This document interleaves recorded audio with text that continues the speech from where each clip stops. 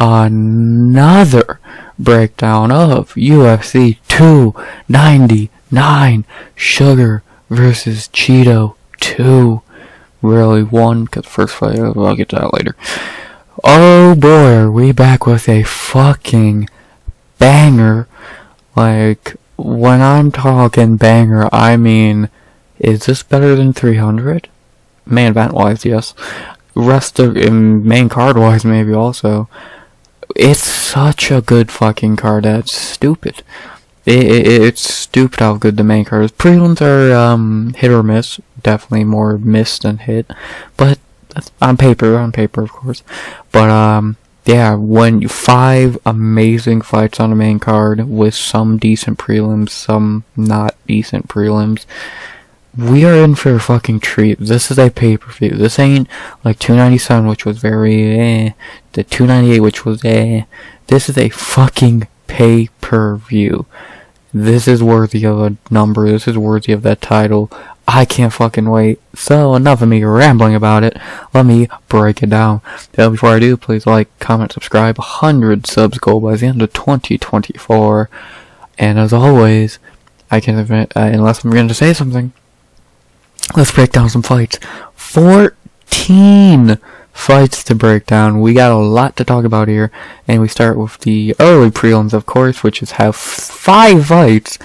Which, this is going to be long early prelims. As we begin tonight in the women's flyweight division with a rematch of a fight from a few years, actually a good while back. As we begin tonight with Joanne Jojo Wood versus Maria Iron Lady Morozov. Yes, this is a rematch. I don't remember the first fight either, but I do know they did fight before. Funny enough, this was Maria Morozov's UFC debut, so yeah, rematch of that fight. A little more to add to this fight, which I'll talk about in a minute. But yeah, fine fight to begin tonight. 2 veterans, could be a good fight. You never know. But yeah, let's start with the OG Joanne Wood, who has a record in the UFC of 8-8. Some of her wins are C. He Ham, Courtney Casey, Ariane Lipsky, Andrea Lee, Jessica I, Luana Carolina. Her losses are Maria Morozov, which I'll talk about that in a minute, Andrade Calvillo, Shukagan, Maya Murphy, questionable on that Murphy one, Santos, and Alexa Grasso. She's like the best way to describe Joanne Wood. She's just an OG. She's been around forever. 10 years, right? If I'm correct, 10 years. Yeah, 10 years in the UFC. Fought everyone. Should have got a title shot. She did get a title shot, but she's a fucking idiot and fought Jennifer Maia. And then she should have got another. She should have got her another crack at it, but she got robbed against Lauren Murphy. Yeah, it's lame she never got the title shot she, I guess, earned. Who did she beat? She got a title shot off of beating Andrea Lee. So, would she have got fucking murdered by Valentina? Of course. But it would have been cool to see her get a title shot since, everyone else in that division got a shot, like Maya, Murphy, and Shukagan. I think Wood's as good, if not better, than most of the people I just named, so whatever. And then again, she got robbed against Murphy, which really was annoying, but it is what it is. Yeah, her fighting style is very slow. Is she a good fighter? Debatable. Is she a bad fighter? No. She just, her fights look like they're in fucking slow motion. She's not very fast. Her game plan's not to have a crazy brawl. It's to get in the clinch, land some shots, fight at range and win. It's very basic, I think Muay Thai, if I'm correct, and it's just a basic fighting style that has worked against low-level fighters. That's why her best win in the UFC is fucking Andrea Lee. But against these high-level fighters like Andrade and fucking Alexa Grasso and Talia Santos, that's never gonna fucking work. So, yeah, it's a very one-dimensional fucking strategy, but it has worked for Wood. So, And yeah, it did not work when she did fight Morozov back in 2015, which was Maryna Morozov's UFC debut. So it did not work. She's a giant favorite, funny enough. And yeah, she got subbed in 90 seconds. So interesting development. And I guess I'll throw in the other interesting part of this fight, which I feel like I doubt many people even know or care. This is Joanne's retirement fight. I think I seen on her Twitter or Instagram, one or the other, that yeah, this is her last one, which makes sense. She's 38 years old. She's not winning a bout, and yeah, good way to go out on a pay-per-view against someone who beat you in the past, almost 10 years ago. Let's see if she can revenge the loss and go out on a W. That'd be a really cool story for Wood. And yeah, not really much else to say. Let's see what Joanne can do in her last dance. To talk about her opponent, Maryna Morozov, funny enough, opening up a Sean O'Malley card again, because her last fight was opening up 292. Morozov in the UFC is 6-5. Her wins, Joanne Wood, like I said, Sabina Mazo, Mayra Bueno Silva. How the fuck did she get a win over her? Maria Agapova. Her losses, not even gonna try that name. Carla, Angela Hill, Jennifer Maia, and Kairani Silva. She's not a good fighter, especially now since her mind she's not 100% focused on MMA. She's more focused on Playboy and OnlyFans and all that stupid shit. So her fighting ability is already really low, but now focusing on everything outside of it is definitely not helping, as we've seen with her last two fights. Like, she did go on a 3-fight winning streak. I know you gotta look past these 100 canceled fights. But, like, who did she beat? A shit fighter, a fighter who's not a flyweight, and a shit fighter. So, like I talked bad about Wood's best win in the UFC being, like, fucking Andrea Lee. Morozov's best win in the UFC is her fucking debut against Wood, for fuck's sake. So, and again, she's not a good fighter. Her striking ain't good. Her ground game's alright. Her gas tank sucks. She's just not a very good fighter, and she really needs this win. If she loses this, it's time to get cut. So, and then, like, in her last two fights, you lost Jennifer Maia, who sucks, and Kairani Silva, you tapped with 1 second left in the round. I'm pretty sure Morozov was not looking that bad, and if I remember. So, she's just not a very good fighter, and actually, I didn't even think about that. It'd be very poetic for her to lose to Wood, because she just lost to Kairani, who wow, that's really fucking weird. She beat Kairani and Wood back to back. It'd be really funny if she lost to Silva and Wood back to back. That's very interesting. That'd be really funny and very good possibility. So, yeah, Morozov is just not a very good fighter. And now focusing on things outside of MMA is not a good sign, because I've talked about this a couple weeks ago, I believe, was Polyana Viana. These females who are doing this OnlyFans garbage or shit like that, yeah, make your money, whatever. None of them are good. Like, who's the best fighter to do that outside? I wouldn't count Jessica Andrade. Like, they all fucking suck because they're not focusing on MMA. They're focusing on others. They suck as is, which is even worse. But to even take your mind off MMA even more to go do that shit, it's like, what the fuck are you doing? So, whatever. That's Morozov.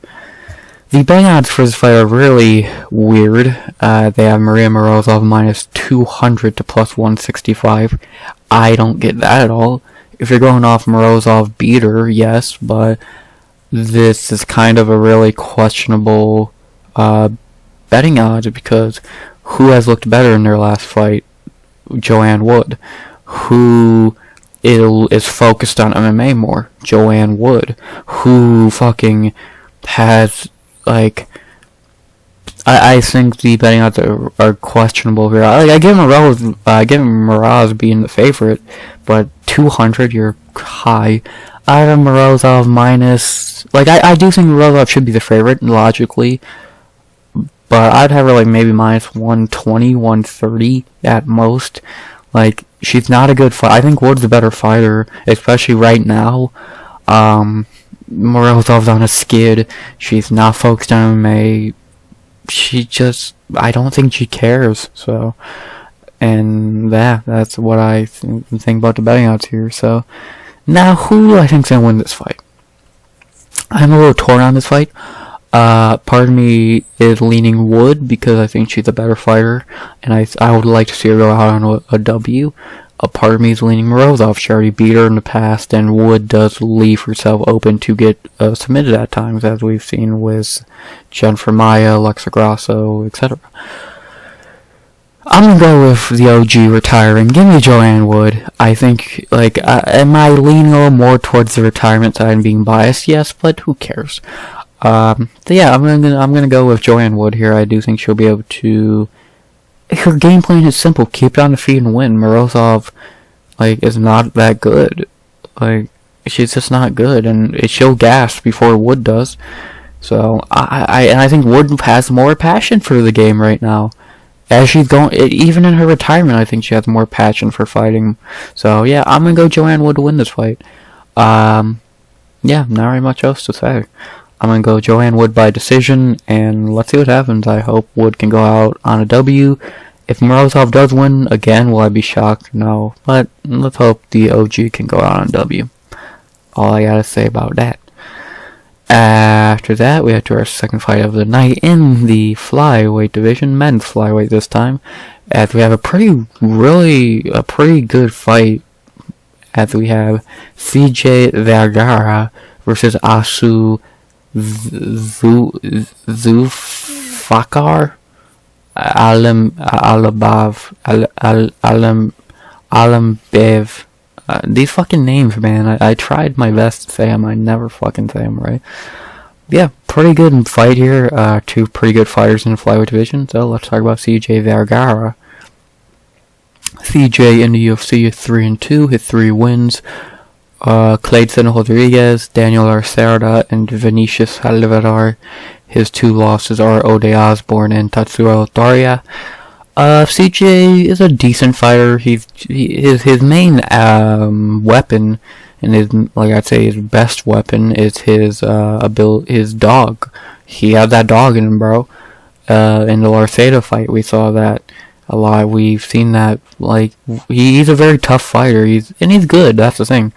He's not a fighter who's just tough. Who was it last week? That's just tough, but not a good fighter. AJ Cunningham. He's very tough, but he's a terrible fighter. CJ is a decent fighter. We've seen in his fights with Clayton and Salvador, he's a decent fighter. Even with Ode, he didn't look terrible. He lost, but he didn't look terrible. And against Tatsuro, that's Tatsuro Taria. What the fuck are you going to do there? So, no, CJ is a good fighter, and he is a good test for Asu. So, in CJ, 32 years old? He's still, he's not that old yet.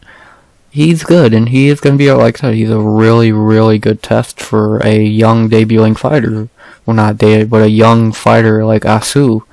So, yeah, not very much to say about CJ. He's a good striker. His gas tank, he will gas, but more late in the second he'll be gassed. And he's tough. So, yeah, he's good. He is good. To talk about his opponent, Asu Almabaev. Asu in the UFC is 1-0. He just made his debut. My voice, fuck. He made his debut late last year, beating Ode Osborne, guy who beat CJ, coincidentally enough. He looked great, but you should be looking. If you're a talented fighter, you should be looking good against a guy like Ode Osborne, who's not good, but he's not. He's like a He's like a Loic Radzhabov. He's the perfect guy for a debuting fighter to fight. He has enough talent to beat you, but he's not good enough to where it's impossible to beat him. So, but yeah, he looked great in that fight. His striking looked good. His ground game looked great. He looked phenomenal in that fight against Ode, and I think it'd be interesting to see how he can carry that over into a good step up in competition with CJ Vergara. I actually think that's a perfect step up to go from Ode to CJ. It's very logical, good step up for a young guy like Asu. So Yeah, not really much to say about Asu. We've only seen one fight of his, and he does have a very flashy record, 18-2.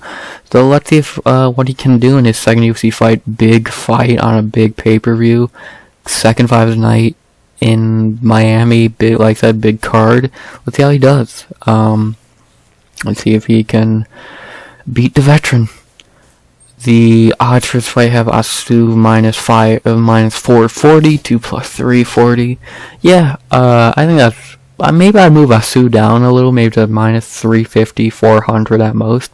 But I do get it. CJ will test, Asu, but I don't think he's gonna beat him.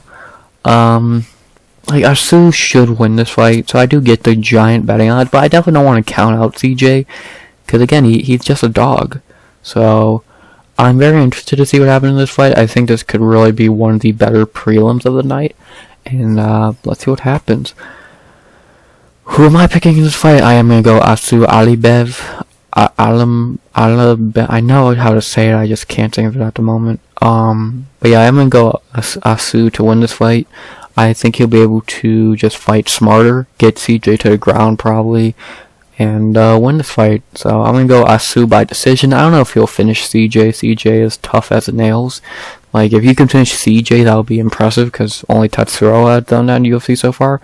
So, if he can do that, that's impressive, but I definitely don't think he will. So, I'm going to go Asu by decision. Should be a good fight. Let's see how the kid does against a very, very good CJ Vergara.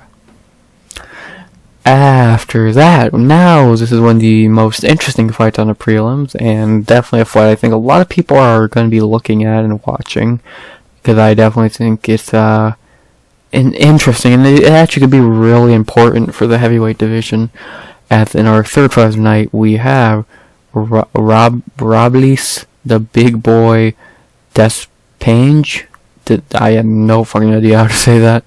Versus Josh Parisian. This is interesting. Very hyped up debut. So let's see what Robelis can do. So, and of course, let's talk about him first. He is undefeated coming into the UFC, only 4 fights into his career, all in first round finishes. His last 3 fights going under fucking 15 seconds. There's definitely some red flags with him. He is 35 years old. He has not hit a second round yet in his career. He's only on his 5th career fight, but there's definitely some plus. He's giant at 6'7". He has the longest reach in UFC history now. I believe he broke John Jones' record. And heavyweight has really no talent outside of Popovich and Aspinall. So any talent, if this dude can stop a takedown and have a good gas tank, he can get to top 5. That's just how shit heavyweight is. Like, if you can fucking stop a takedown and not gasp in 2 minutes, you can be a top 15, top 5 dude.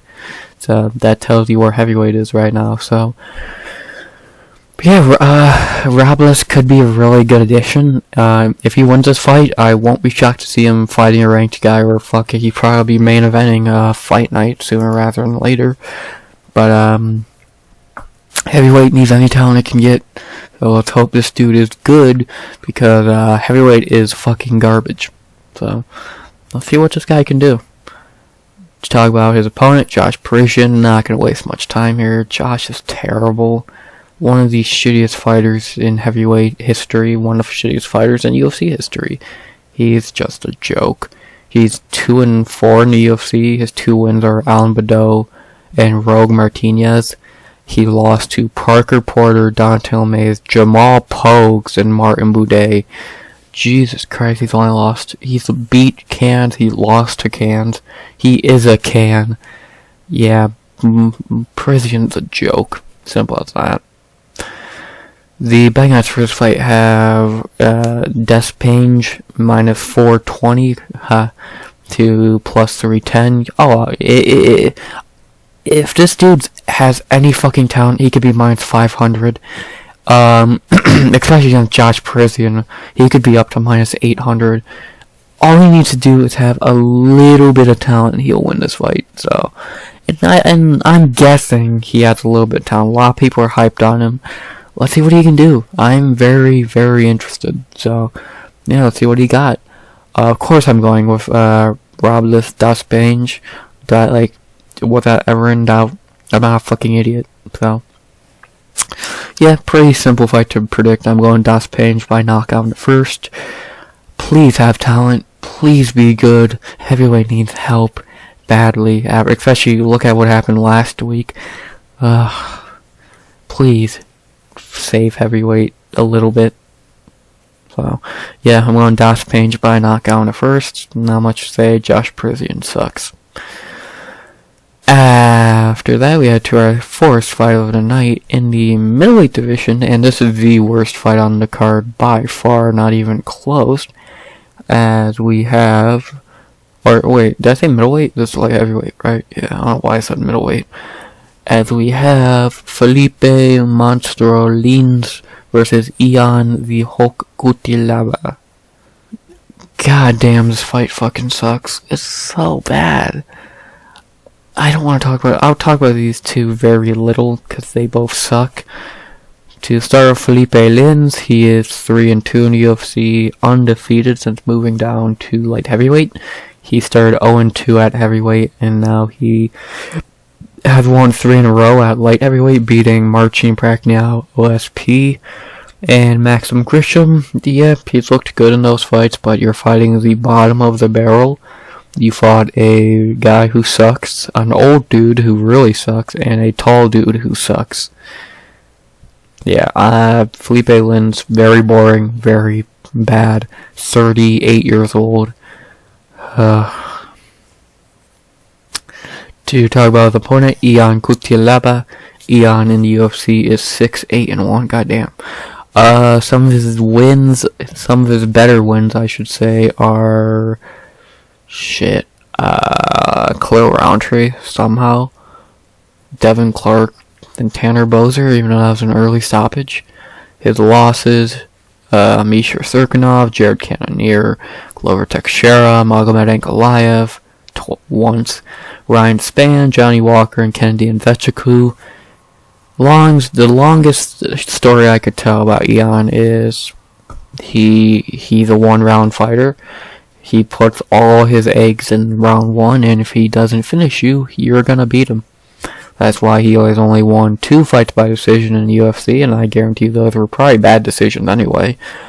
And that's why he usually gets finished, because he's so tired after round 1 that, like, I guarantee he's been finished fucking so many times. Fuck, he's sometimes gassed in round 1, so... He's just not a good fighter. Like, when he's not gassed, he's actually not that terrible. But when he gasses, he sucks. So, he's just not a good fighter. And he's never fixed. For one fight against Devin Clark, he looked like a good fighter and with a full gas tank. Ever since, he's just been a really bad fighter. So, he's just been the same Ian who gasses after round 1. Not very much to say, man. The betting odds for this fight are not even on Tapology. This fight is so meaningless. I think is it a pick'em? Or is it Philipe as the favorite? I don't remember. Either way, I don't give a fuck. I'd have this a pick'em. They both fucking suck. Who am I going with in this fight? I'm gonna go for Ian. Fuck Philipe Lins. He completely sucks. And I have no faith in Ian actually winning a fight, but fuck it. Give me Ian Cutelaba by decision. Funny enough, I don't think he'll finish Philipe. I could see this being a really boring fight. So give me Ian by decision. Boring, bad fight that no one cares about. Can't wait. And now for our featured early prelim. We're 5 fights in, and we're only at the featured early prelim, as we have a banger in the middleweight division as we end of early prelims with Michel Dominator Pereira versus Michael Hashar Oleksiejczuk. What a fight. This is going to be really fun. Let's start with talking about Michel Pereira. Pereira in the UFC is 7-2. Since moving up to middleweight last year, he is 1-0. He had a good run at welterweight. He took some L's, but he definitely, welterweight's not his weight class. He's too big, and that's why he did look bad in some of his fights. Middleweight's his weight class. He looked great in his middleweight debut against Andre Petroski. Yes, against a terrible fighter, but still. He looked bigger. He looked fucking better. He looked, in a minute and 6 seconds, he looked the best he has in a while. Since probably the Lim fight. He's not really been looking that good in the UFC lately. He, in his last 4 welterweight fights, he went to decisions, and he had close fights with Ponzinibbio and fucking Nico Price. So, he's a good fighter. That's the thing. He's a really good fighter. And he's only 30 years old. But he was killing himself so much to make welterweight that he was making himself fight so bad. He was so tired and all of this. Moving up 15 pounds, filling out, going into his right weight class, he looks good. And I think he could really make some waves at middleweight, finally fighting at his weight class. So, yeah. And again, coming off a great debut, getting a decent step up in competition. Middleweight Pereira could be really interesting. No, not Alex, obviously. So, yeah, I think middleweight Michel Pereira could be really entertaining. I'm really interested to see how he does in this fight, as his opponent is someone who has also looked really good since moving down to middleweight, and Michał Oleksiejczuk. Oleksiejczuk in the UFC is 7-4-1, and since moving down to middleweight, he is 3-1, beating Sam Alvey, Cody Brundage, and Chidi Njokuani. His one loss was to Kyle Borrello, which is a very understandable loss because it's Kyle Borrello. Yeah, Oleksiejczuk's a brawler. He goes in there and fights. We've seen that in the Alvey fight, he just rushed him down. The Chidi fight, he broke him. Brundage, he just smashed. Kaio, he couldn't do that though, because Kaio just kept taking him down, and that's Kaio. What do you expect? Oleksiejczuk has never really impressed me as a fighter, but yeah, I will say this is the best he has looked in his career. He was way too undersized to fight at light heavyweight, and it showed. In his fights with Crute and Jacoby, he had some wins, but he had to fight the bottom of the barrel to get them. So, but now fighting at middleweight, his real weight class, he looks good, and his power has carried over really well. He's knocking people out. He's really tough. The Chidi fight, he ate 18 fucking knees to the body and just was yeah, whatever. He ate some head kicks. He's really tough, and this gonna be a really good fight. He looked good. He's looked good since moving down to middleweight, just like Pereira. And let's see whose move down was better. So, and this is a big fight for Oleksiejczuk. If he could get this, he's right back in the conversation of fighting guys like guys to level of Borrello that could get him to the rankings. So, yeah, Oleksiejczuk has found his weight class just like Pereira. The betting odds for this fight have Michel Pereira minus 140 to plus 115. Yeah, I'd have Pereira around that. He should be a small favorite. I think he's a better fighter. I don't think Michał Oleksiejczuk is 6 feet tall. I'm really interested to see their face-off on tomorrow, because I feel like Pereira's much taller, which is crazy since he was the welterweight and Oleksiejczuk was the middleweight, was the light heavyweight, I mean. But, yeah, this is going to be a fun fight. I really don't think this is going to hit the judges. I think someone's getting finished, if it's Oleksiejczuk or Michel Pereira. And I'm very interested to see who that's going to be. This is going to be fun. This is going to be a fun war. And two really powerful dudes. Pereira, who has really good kicks. Oleksiejczuk, who's really tough. I can't wait. Who do I think is going to win this fight? I am going to go with Michel Pereira. Again, I think he's just a better fighter. And I think he'll be able to fight his fight and win. How do I think he's going to win? Like I said, I don't think this is going to go to decision. Though I do think he's probably going to finish Oleksiejczuk.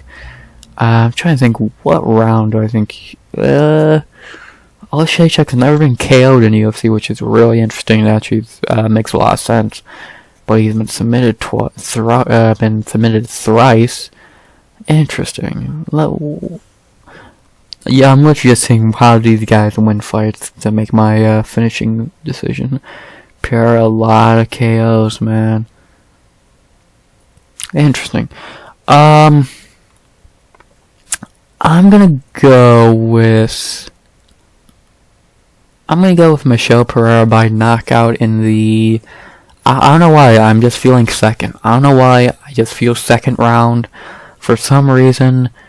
I don't know why. But I'm gonna go from what my gut is telling me, and that's Michel Pereira by knockout in the second. I don't know why I feel the second round, but I feel the second round. So that's what I'm gonna go with. So yeah, not really much else to say. Michel Pereira by knockout in the second. Probably gonna be a first round knockout, but my brain tells me go for the second round. So let's do it. Michel Pereira by knockout in the second. Someone's gonna go down. Can't wait. So those are the early prelims, and we're only a half an hour in, you know, normal shit. But stuff will start picking up now, because there's a lot of fights I really don't care to talk about, or I have little to say. So, but yeah, 5-fight early prelims, it's not bad. Retirement, good fight, a good debut, a banger here, good shit. Now let's move on to a pretty interesting prelims. I'm not as hyped for them as most people are, but I'll talk about why after I talk about each fight. But let's begin the prelims with the best fight on the prelims. Yes, I said that. As we begin in the bantamweight division with Pedro, the young actor Munhoz, versus Kyler, the Matrix Phillips. Do I really gotta tell you who Pedro Munhoz is at this point? No. Of course I don't. It's fucking Pedro Munhoz. Dude's been fighting forever. 37 years old. Coming off a loss to Chito. You know, he probably won that fight, to be honest. Yeah, he's old. He's not that good. He had to act his way out of getting KO'd by O'Malley. Yeah, it's Pedro Munhoz. Not very much to say. To talk about his opponent, who's actually really good and worth talking about, Kyler Phillips, fellow training partner of the Sugar Show. Kyler in the UFC is 5-1, really undefeated if they did not fuck him over against Holly and Paiva. The rest of his wins in UFC are Gabriel Silva, Cameron Elsie, Song Yadong, which is crazy to look at this card and see that. Marcelo Rojo and Ioni Barcelos. Yeah, Kyler Phillips is a great fighter, great striker. When you and he's a bantamweight from the MMA Lab. What do you expect? Like, the MMA Lab has produced a UFC champion at bantamweight, a top 15 dude at bantamweight, a dude who was in the top 15, and a dude who's probably going to be in the top 15. I'm of course talking about Sean O'Malley, Kyler Phillips, Mario Bautista, and Marcus McGee.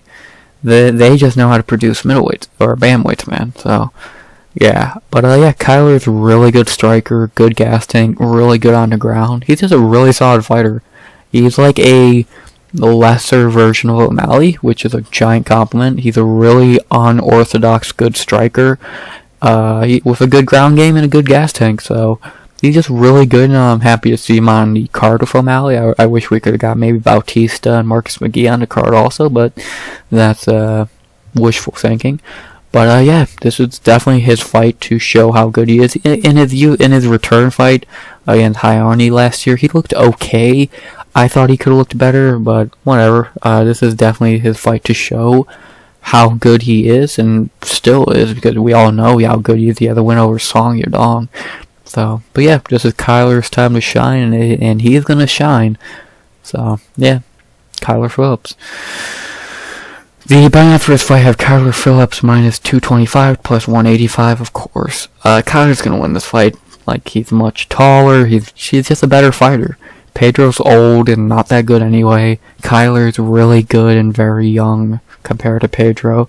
This is going to be an easy 90 office for Kyler, just like Zimby, just like it will be for Sugar later on the card. So, yeah, very easy night for the MMA Lab, and we start off with a W, with Kyler Phillips W, and yeah, not very much to say. Of course, I'm going Kyler Phillips by decision. Yeah, just win. Pretty simple. Not really much else to say, is there? Easy night for the Lab. After that, we head to our second fight of the prelims, a fight that I say even easier to predict than the last one, and just sad more than anything. As in our second fight of the night, in the lightweight division, we have Mateusz Gamrot versus Rafael dos Anjos. Yeah, not very much to say about this fight. Do I really gotta tell you about Mateusz Gamrot? No, he's a dude who got a no contest against Fiziev, probably lost to Jailton Turner, got beat up by Benil of all people, and then and probably lost to Arman Tsarukyan. Motherfucker really should be fucking 1-3-1 in his last 5. He's a very overrated fighter. He's perfectly okay, but he's not this. I think there's I think there's lightweights better than him that are ranked under him. Fuck, Jailton Turner probably beat him, so what does that tell you? But yeah, he's a very okay fighter, but I definitely think he's overhyped and overrated and all that. He's okay. He's okay. But now we go to his very old opponent, RDA. I'm not going to go in depth on RDA. We all know RDA. The problem with RDA is he's old as dirt. He's 39 years old, and he can't make up what weight class he fights at, and he's just washed. Like, in his last few fights, he's been flipping up from welterweight to middleweight, and blah, blah, blah, blah, blah. Like, dude, just pick a weight class. So, and in his last few fights, I'll go to his last fight. He looked terrible against Vicente Luque. Like, he looked fucking terrible against Vicente Luque. Come on, dude, you gotta look better than that against Luque at welterweight. And now he's older. He's a year older, cutting back down to lightweight, which I don't even think he wants to do. So I don't have to really say much about this fight. The betting odds are probably even too low. Gamrot could easily be -400 or 500. He's gonna win this fight. RDA's old and really needs to retire. So yeah, of course Gamrot's gonna win this fight.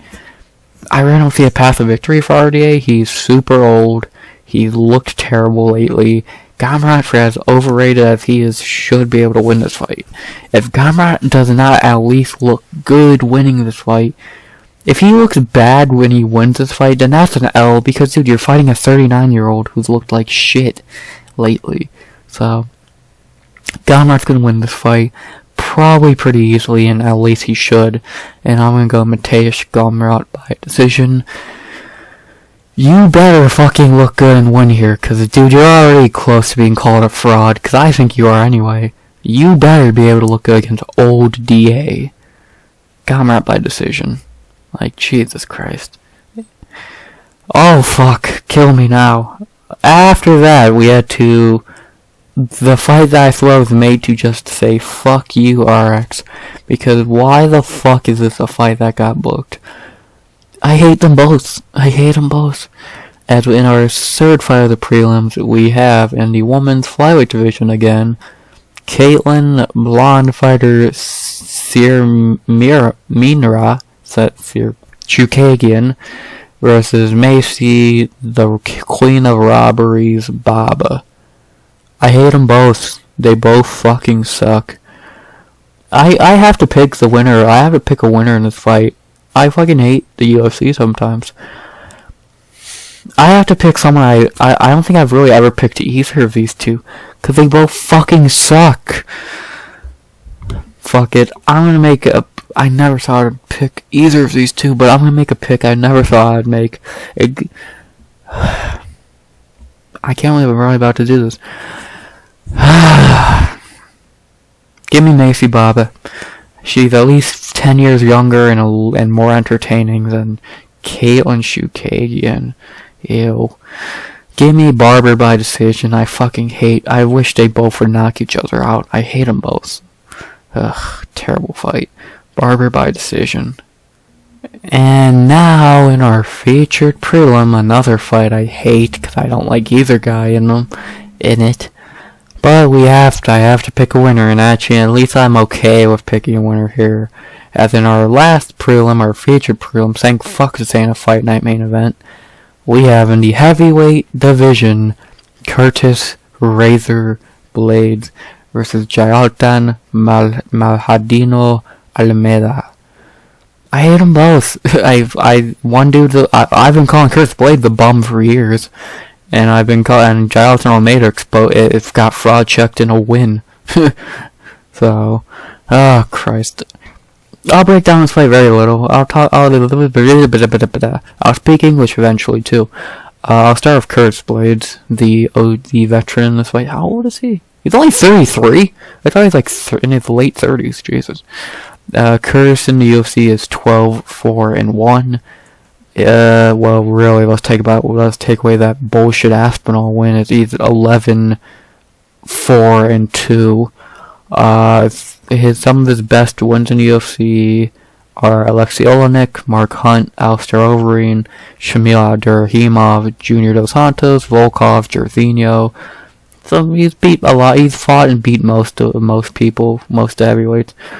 His losses: Ngannou twice, Derek Lewis, and Sergey Pavlovich.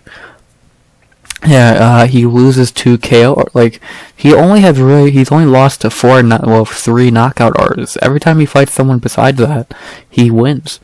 Like, well, then I guess that's wrong. He should have lost to Mark Hunt by that logic. But okay, never mind. I am lying a little bit. But yeah, I've never rated Curtis Blaydes highly. I've been calling him a bum for years. I picked Pavlovich as a big underdog for some. I picked Lewis. Like, I don't know what people have seen in Blaydes. He's just not a good fighter. He's a good wrestler, and that's his only fucking skill. He's a wrestler. His striking is very little. He has striking power. We've seen that in the Chris Daukaus fight. But, like, his striking is very limited. His chin's terrible. But his wrestling's good. His gas tank's good. So, and for who he's fighting, that's actually a really interesting matchup to see what will happen here. Excuse me. And what the fuck was that noise? He's been doing this a lot lately, playing fraud checker. In his last 3 fights, he's been fighting prospects, and so far he's won 1-1. So, and he would have lost to Aspinall, obviously, but still, he got lucky. So, yeah, we know what we're getting with Curtis Blaydes. It's a wrestler. And through a wrestler, so, yeah. To talk about his very boring opponent, Jailton Almeida, a dude who I swear has not thrown a goddamn punch in the UFC standing. He's a bum. He's boring. He has no idea how to fight besides, I'm going to take you down. He sucks. He's gonna get fraud checked here. Hopefully. He sucks. I don't want to talk. Would we put hope into this guy to be good? He fucking sucks. Next, the betting odds for this fight is a pick'em, which actually the one time Curtis Blaydes should be a favorite. He's not. Yeah, Curtis should win this fight. If he keeps it standing, he's gonna win because Jailton will not throw a punch, and he should be able to stop. Well, he will stop Jailton. This is the first time we're ever gonna see someone wrestle Curtis Blaydes.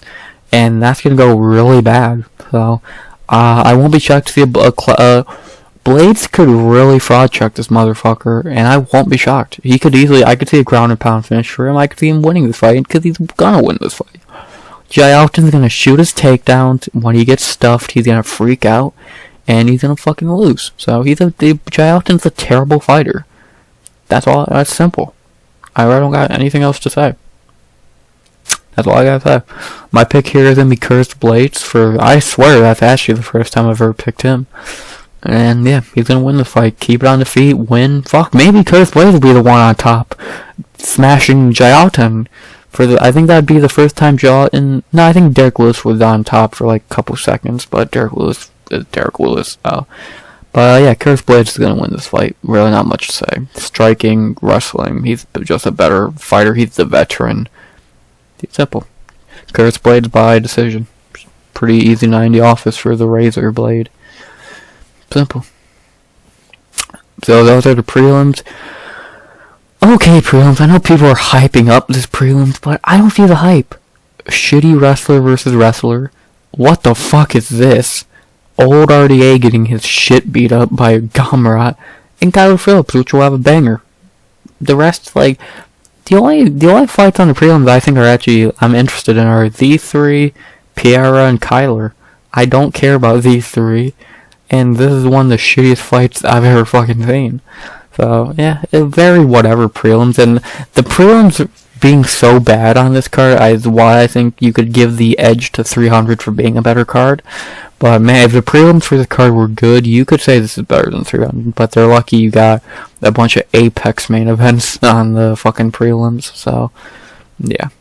Whatever. But if they go the right way, if this idiot loses, no one cares, and this idiot loses, we could be in, maybe I'll say they're good. So, yeah. But now we get on to this. Oh boy, 45 minutes in and we got a lot left to say. Let's talk about it. It's time for maybe one of the best main cards ever. And we begin the main card with a fucking banger of all bangers between Petr No Mercy Yan versus Song Kung Fu Kid Yadong. What a motherfucking fight. This is gonna be amazing. I can't wait. Let's talk about Petr, a man who fell from grace quick. Petr in the UFC is 8-4. He fucked himself, man. Like, as much as Aljo's a bitch for acting his way to a bout, Petr should not have thrown it. If Petr doesn't throw that knee, he would have probably lost the bout to O'Malley, because he was winning that Sterling fight easily. He didn't lose a round. Then he would have beat Sandhagen.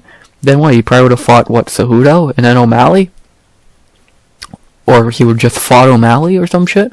Like bantamweight would have been a little different, but the only thing would have changed. This bum would have never had a fluky ass title reign no one remembers.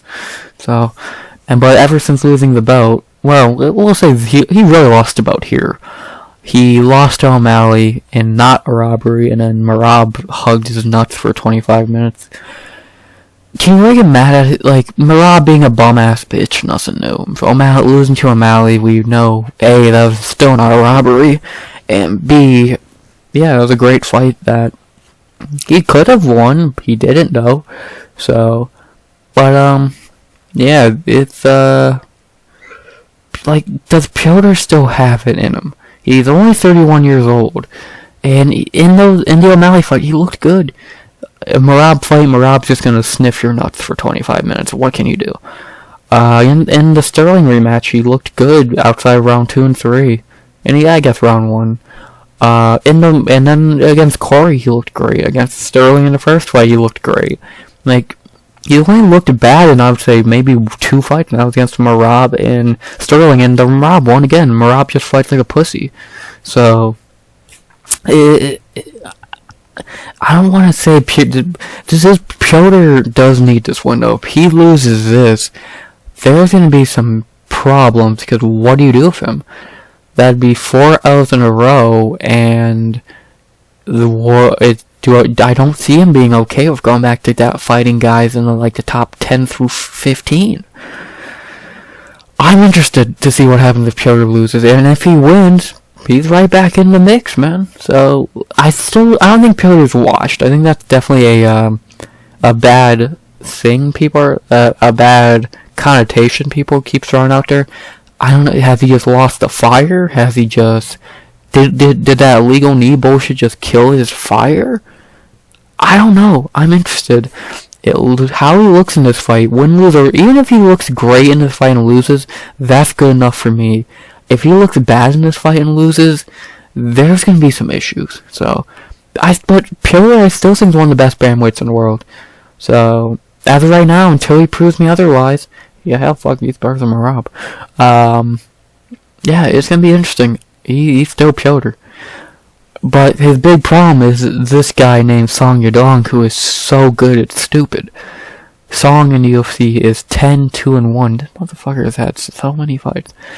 Some of Song's wins are his Song's only losses in the UFC are to Phillips and Corey Sandhagen, 2 great fighters.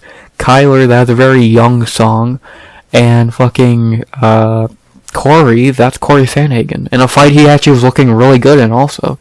Like, dude, and besides that, he's had some really good wins. Fucking Marlon Vera, coincidentally enough. Fucking Marlon Moraes, Ricky Simone, Chris Gutierrez. Outside of the outside the Kyler and Cheeto fight, he's looked good in every one of his fights. He looked good against Casey Kenny. He looked good against Julio Arce. He looked great against Marlon Moraes. He looked phenomenal against Simone as an underdog for some reason. He looked great against Chris Gutierrez. He's just been looking great, and he is so talented, it's stupid. And he's only 26! I swear he's been 26 for like 10 years. He is so good, it's dumb, and for this to be the main card opener, this high level fight, is insane! Dude, this being a goddamn main card opener when this could be a co-main of a pay-per-view is insane. This is so high level, it's stupid. This has to be maybe the highest level fucking main card opener ever.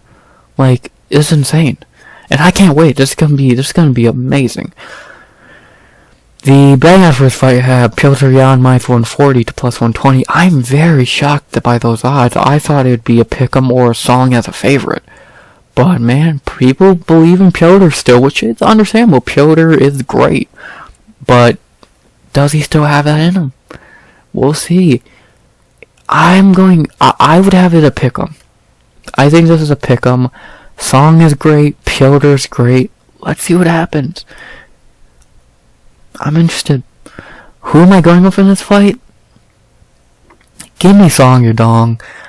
This kid's special. And he is so good. It's his time now. And for him to win this fight, opening a main card with the title on the line, the main event, this is an interesting one, man. And if he can win this, I don't think he gets a title shot, but he could be fighting Corey Sandhagen next. Fuck, give him. He can fight Moroz. Moroz, we gonna be doing nothing when O'Malley go fight Ilya. So, it's gonna be interesting. I'm excited. Could Pedro win this fight? Of course. I said this should be a pick'em. I'm excited. I can't wait. I'm gonna go Song Yadong. Let's see what happens. It could go either way. Give me the Kung Fu Kid. Nothing more to say. What a banger. After that, we head to our second fight of the main card, which I think is the worst fight on the main card, and I won't waste much time on this, because I think it's a pretty easy fight to predict. As in our second fight of the night in the welterweight division, we have Gilbert Durinho Burns versus Jack Della Maddalena. Yeah, decent fight, but yeah, should be a pretty easy fight to predict. Not much to say about Gilbert Burns. We all know Gilbert Burns. He's 37 years old, 15-6 in the UFC. He's Gilbert Burns, man. He's a dog. And hell, we know what happened last time he was in Miami. So I think that's something to keep in mind. Yeah, we know we're getting with Gilbert. He's a good striker. He's great on the ground. He's a veteran. He's really good. To talk about his opponent, Jack Fraudia Maddalena. He probably should have lost both of his last two fights. And if we're being honest, like Basil Hafez beat him. There's no debate there. And then there's a really good debate. Kevin Holland beat him. So Jack the fraud. Like for these first four fights, I fell for it. I fell for the trap. But then Basil Hafez fraud checked him, and then Kevin Holland should have beat him. And now we're shitty looking Kevin Holland. So yeah, JDM's a fraud. He has no ground game. His striking's okay, but he's gonna get fraud checked here, and it's gonna be great. So, yeah, he's a fraud. Simple as that. The bet for this fight have Jack Della Maddalena as the minus 125 favorite for some fucking reason. Gilbert should be minus 180, 170, around there. He's a better fighter. He's a veteran. He's not a fraud losing to Kevin Holland, Basil Hafez. He's going to win this fight and fraud checks this kid. Simple. So my pick here is going to be Gilbert Burns, and he's going to do a fraud checking.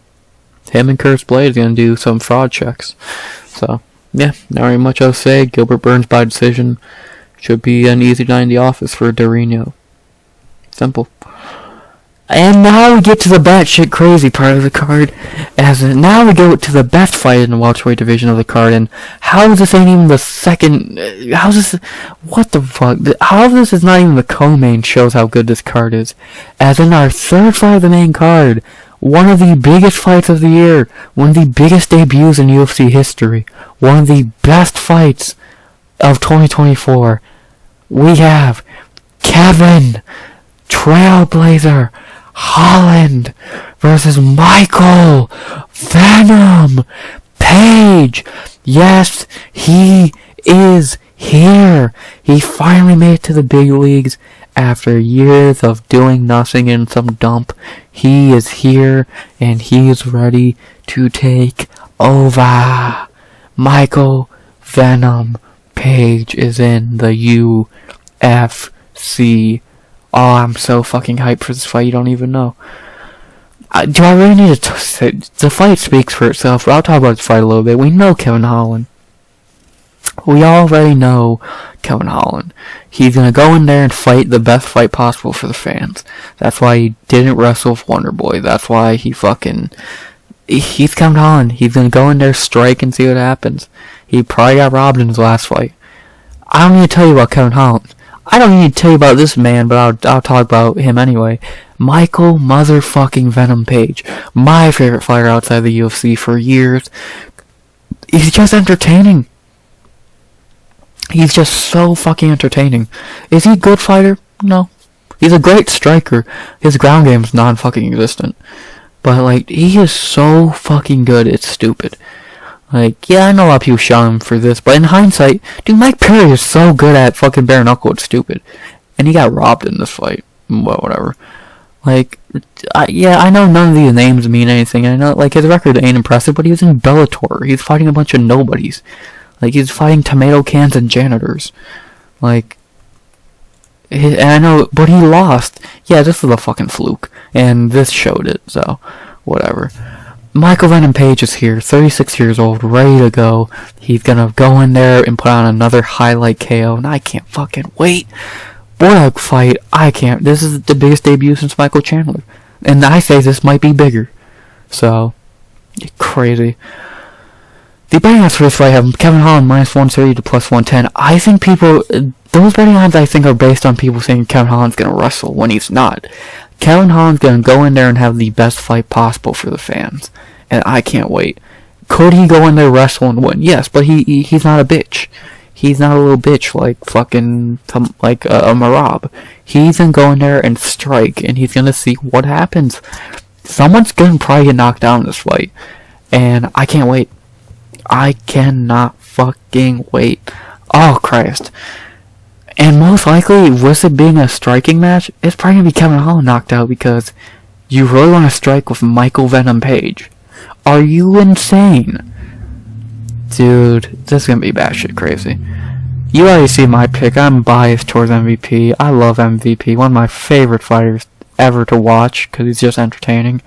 He's going to come in here and show he is here. MVP is in the UFC, knockout in the first. Holland, I'm sorry, brother, we all love you, but you're doing it. To be honest, you're doing us a fucking favor. You're going in here, you're gonna make MVP look good, and it's gonna go great. I can't wait. Let's do this. Oh, and since the press conference already happened, I can say, yeah, fuck Bellator. Kevin Holland, you're a goat for that. Bellator fucking sucks.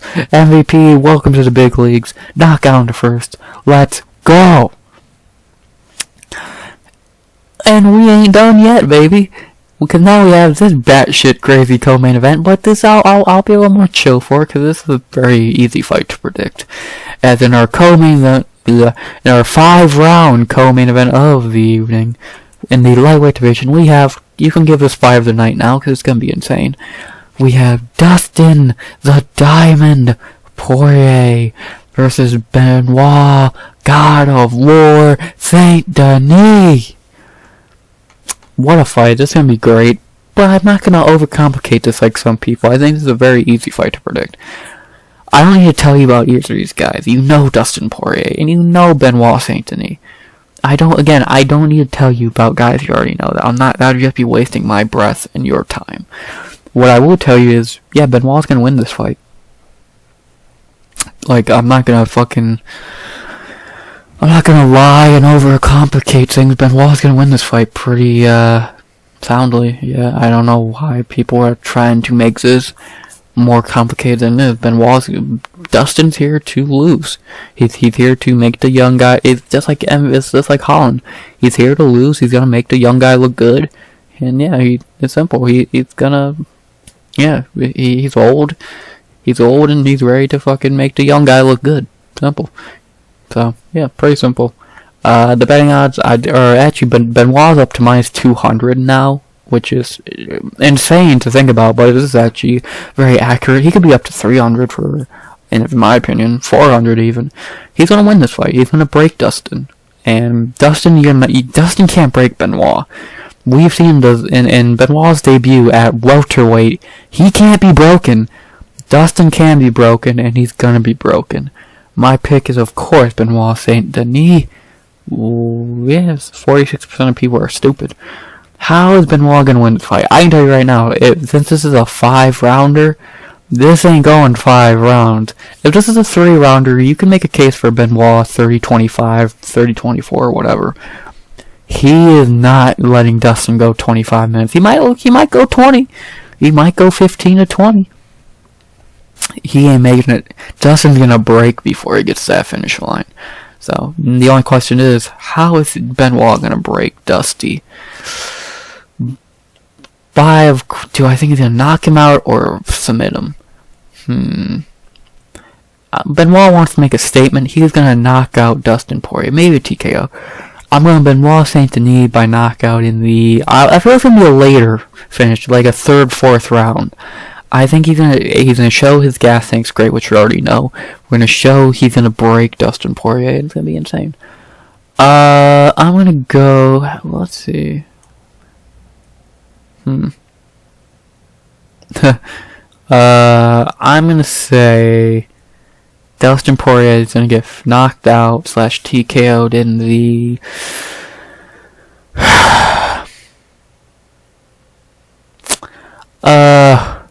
4th round. I don't know why 4th round just sounds right. I'm going Benoit Saint-Denis by knockout / TKO in the 4th. He's gonna break Dustin, and he's going to show he's here. Dustin's old. Move aside, old man. The God of War is here. He's gonna fight the loser of Armand and Charles. We're gonna go from there. The God of War, Benoit Saint-Denis, by TKO in the 4th. Oh Christ! And now we move on to the biggest fight in men's bantamweight history. One of the biggest fights of the year, of the decade. The biggest fight in bantamweight history. Oh my god, I can't wait. The fight I've been manifesting for years and years and years. A fight that I told y'all was gonna happen, and I can't wait to see happen. The main event of UFC 299 for the undisputed UFC Bantamweight Championship of the World.